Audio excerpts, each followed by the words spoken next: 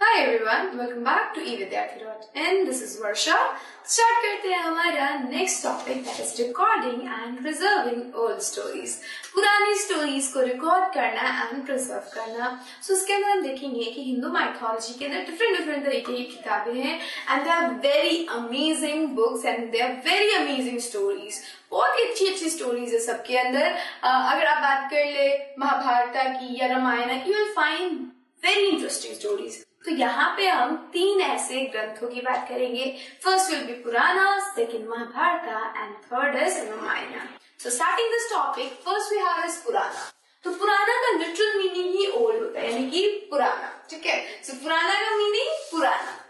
It contains stories about God and goddesses such as Vishnu, Shiva, Durga और पार्वती। सो इसके अंदर किनकी स्टोरीज होंगी? भगवान यानी कि देवी और देवताओं की, जिनमें से कौन कौन प्रमुख है? विष्णु, शिवा, दुर्गा या फिर पार्वती।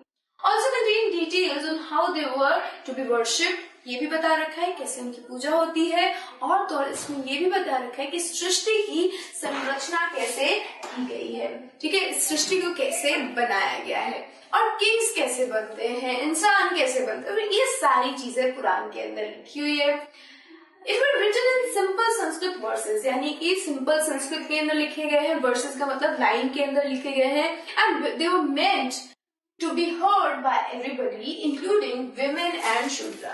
तो पहले के टाइम में जब हम वेदास की बात करें तो लिटरल वैदिक पीरियड में समझा जाता था कि जो शूद्र है, जो विमेन है, उनको वेदास को सुनना नहीं चाहिए, उनको पढ़ना नहीं चाहिए। बट इन पुराणास के साथ क्या था कि ये बहुत इजीली लैंग्वेज में लिखे गए थे, बहुत लिटरल संस्कृत में लिखे गए थे। और इस वजह से क्या हो रहा था कि इनको सभी तक सुनाया जा रहा था, सभी को सुनाया जा रहा था, क्योंकि पहले ही जब से लिखा गया तो किस तरीके से कंपोज किया गया, इसको सिंपल संस्कृत रखी गई, ज्यादा ऐसे पेचीदे शब्द नहीं रखे गए, ताकि जो विमेन है, जो कम पढ़ी लिखी है, जो जिनको कम आता है, जैसे कि हमारे शूद्र हैं, जिनको पढ़ाई लिखाई मिलती ही नहीं है, वो भी पढ़ के, वो भी सुन के समझ सके। Next we have is they are recited in temples by priest and people came to listen to them. So ये जो हमारे पंडित हुआ करते थे, वो मंदिरों में इनको रिसाइट करते थे, बोल के सुनाते थे और लोग मंदिर में आके इसको सुनते थे। Now let's move to Mahabharat. Mahabharat में चलते हैं। So you can see we have Arjuna, क्योंकि कृष्ण आपको देखने को मिल रहे हैं। और यहाँ पे आपको कौन देखने को मिल रहा है? कौरवा। कौरव के जो हमारे मेन विलन है, जिनको हम मेन विलन कह सकते हैं, so Duryodhana, he is there. तो this fight is going on. Karna है, किस कर्ण है? क्योंकि जो वो येलो कलर का था दैट वाज कर्ण, क्योंकि वो कर्ण का कुछ ऐसा मतलब ही वाज यूजिंग दिस या सन का था उनका। सो सबसे पहले महाभारत में क्या हुआ था? It is a story of war. War की कहानी है, पूरी की पूरी जो स्टोरी है वो वॉर पे है। ठीक है, अगर आप महाभारत को उठा के देखो, भगवत गीता जिसे हम कहते हैं, Mahabharat is the whole story कि कैसे ये लोग आए थे, कौन इनके दादा दादी, ये सारी चीजें महाभारत के अंदर। अगर भगवत गीता की बात करें, so Bhagavad Gita is source of Mahabharata, और यह भगवत गीता के अंदर सिर्फ वॉर है। ठीक है, वॉर के अंदर ही चीजें बताई गई है कि वॉर के अंदर ये हो रहा है, ये हो रहा है, और ये महाभारत उसी से लिया गया है। तो it is a story of war and the war is about किसके बारे में है? वॉर कौरवा और पांडवा के बारे में है। So it is about a war fought between Kauravas and Pandavas and they are cousins थे, यानी चचेरे भाई थे दोनों, चाचा के लड़के थे दोनों एक दूसरे के।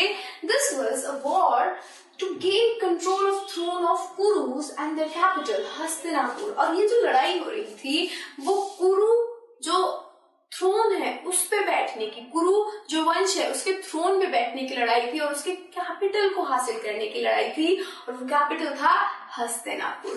तो Bhagavad Gita was also included in Mahabharata. So Mahabharata में भगवत गीता भी है। भगवत गीता के अंदर यू विल फाइंड कि बहुत सारे वर्सेस है, लाइन्स है, जिसमें बताया गया है कि वॉर के अंदर क्या क्या हुआ है। It is written down in the form in which we know it today about 1500 years ago, और इसको लिखा गया है आज से 1500 साल पहले। Both Puranas and the Mahabharat are supposed have been compiled by Vyasa. ऐसा माना जाता है कि व्यास ने पुराना और हमारे इस महाभारत को कंपाइल किया है, रचा है। So this is your Mahabharata. Now we have Ramayana. You can easily see that we have Rama क्योंकि उनके हाथ में धनुष है, and we can easily see कि वो रावण का वध कर रहे हैं। तो रामायण क्यों हुई थी, क्या थी, ये सभी को पता है।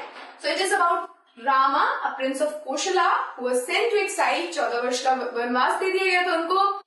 His wife Sita was abducted by the king of Lanka named Ravana। उनकी जो वाइफ थी सीता, उनको रावण ने अबडक्ट कर लिया था, किडनैप कर लिया था, and that is why Rama had to fight a battle to get her back।